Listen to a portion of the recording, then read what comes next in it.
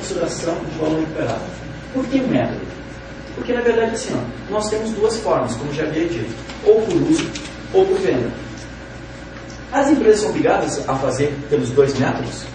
A resposta é não. Por que que não? Não adiantava chegar lá e dizer, ó, não pode. Está aqui no tópico 17 do CPC 01, ele diz não, basta que apenas um dos dois seja maior que o valor contábil, já está realizado o teste de impairment. A empresa não precisa fazer os dois métodos. Legal. Aí o que os espertinhos aí estão fazendo? Tipo nós, mas assim, mas ela não impede que tu faça pelos dois. E não impede que tu faça um modelo híbrido também. Aqui começa a abrir as outras possibilidades. Porque assim, tu pega uma empresa, tipo o que a gente está fazendo.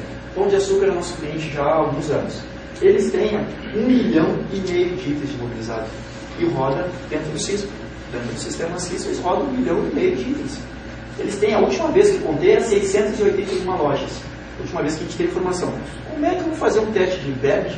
Um gigante desse tamanho, que tem lá do Oiapoque ao Chuí, tem filial, em 1,5 milhão de itens, em um ano que seja. Eu teria que fazer 50 lojas por mês, 60 lojas por mês, calcular, por exemplo, eu teria que ter uma máquina fazendo impairment o dia inteiro para esses caras. Não dá. Para um grupo como esse, a gente utiliza o método. Qual o método? Valor recuperado por uso. Nós vamos na contabilidade, vemos, ó, esses aqui, vou fazer por uso. Porque se eu for historiar tudo e fazer o valor líquido de tudo, eu ia ter que ter uma CISP global só para vender o pão. E é o que a gente praticamente tem, né? Então, o que eu gostaria de ressaltar ainda nessa parte de definições é que existem duas formas. As formas não são excludentes. Pode fazer por uma ou por outra. Não é obrigatório que faça por ambas. Em alguns casos, nós vamos fazer o modelo híbrido. Em alguns casos, nós estamos fazendo conforme a conveniência por valor recuperado por uso, conforme a conveniência valor recuperado por líquido de venda. Seguindo, façamos teoria. Vamos ver na prática. O que é o teste de impairment na prática? Pelo que a gente já conversou, está vendo aqui. A gente parte do valor residual contábil.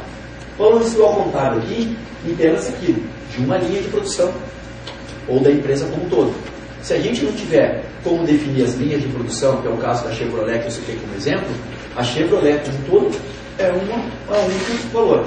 Se a empresa tiver linhas de produção específicas, como por exemplo, nós temos a Whirlpool, que é a Brastemp, que é uma fábrica em Manaus. Eles produzem forno de micro-ondas e ar-condicionado. Beleza, eles fazem split e fazem forno de micro-ondas. Duas linhas específicas, bonitinho, com análise de custo individualizada, fisicamente a gente consegue identificar uma linha A, linha B, tranquilo. Se for isso, a gente faz isso por linha de produção. Mas a gente parte do valor residual contábil, a gente compara com o valor de mercado, ou seja, com o valor líquido dos bens. Tá? Se o valor de mercado for maior que o valor contábil, está efetuado o teste de impairment. Pergunta é, simples assim? Simples. Passado, todo aquele monte de premissa, de critério. Na prática, no final das contas, se eu tentar resumir essa apresentação em 4 tópicos, é isso aqui. Contábil, compara o valor de mercado, se o valor for maior, sim, está efetuado o teste de impairment. Auditoria atende, mercado externo atende, controladores externos atende, para quem for. O teste de impairment é simples assim? Sim, pode ser simples assim. Desde que tem uma série de critérios que eu acabei utilizando atrás. Não está aqui. Ah, exato. Pode deixar que você está assim, não tem problema. Tem um slide ali que a gente fala da obrigatoriedade ou não, aí eu cito lá, pode deixar. Por um outro lado, se esse primeiro passo aqui deu não, aí sim a gente partiria pelo valor recuperado por uso. Aí a pergunta é, por que eu estou partindo primeiro para cá e não pelo valor recuperado por uso direto? Qual é a grande diferença que tem os dois modelos? No resultado, no final das contas, qual é a vantagem que eu tenho de fazer por aqui, fazer o teste impairment por uso, ou qual é a vantagem que eu tenho de fazer o teste impairment pelo valor recuperado líquido de venda? Qual é a diferença desses dois modelos? Guardado um pão de açúcar, que obrigatoriamente eu sou obrigado a fazer por aqui, que não tem jeito, é gigante, mas uma empresa normal, uma empresa que tem ali seus 20 mil, 30 mil, 50 mil itens, 10, 12 filiais, então, eu tenho as duas opções, eu posso fazer por aqui e posso fazer por aqui. Pelas listas de empresas que eu vi, e vocês estão presentes aqui hoje, todas elas, não vi nenhuma assim, que seja ímpar, todas elas se enquadrariam pelos dois métodos. Aí a pergunta é, qual que é o melhor? Qual que me dá mais respostas? Qual que é o mais barato? Qual que eu tenho que abrir números?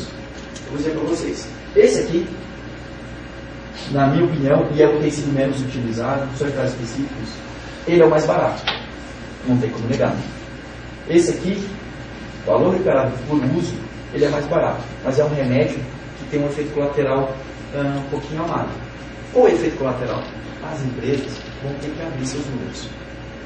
Principalmente as limitadas, tu fala em abrir números, pede resultado, eles neguinhos vão tremer na cadeira. Treme, os caras tremem, cara. Começa a se olhar. Tu fala isso, os neguinhos começam assim a se olhar e eles se rirem dentro da reunião. É fato. Os caras não têm aquele perfil de divulgar números. Cara. Não, como assim divulgar números? Uma SA está acostumada, trimestralmente ela divulga. É diferente. Não divulga margens, não divulga rentabilidade, mas divulga números macros, mas já é meio caminho. Uma limitada não divulga nada, os caras tremem. Tremem, os caras não, Gilberto, esse aqui eu não quero, quero esse outro aqui, vou fazer por aqui. Só que eu falei isso, eu vou ter que sentar na frente de vocês, o pessoal da minha equipe nós vamos sentar lá, não se pica-pau, mas são base, né? O doutor leva junto, tá, tudo bem, tua linha de produto A. Qual é a tua margem de rentabilidade no leite que tu tem?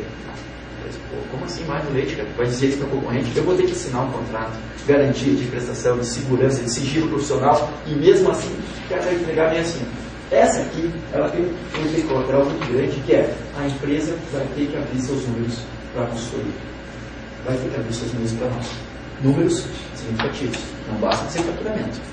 Tem que dar retorno, rentabilidade, projeção de investimento, teu orçamento para 2010, 2011, 2009, que seja. E isso ninguém gosta. É como se chegasse na tua casa, vamos ver o teu armário, o teu guarda-roupa, vou lá no teu banheiro, vou entrar lá no teu todo. Ninguém gosta disso. É realmente polêmico, é chato, mas é o método que tem.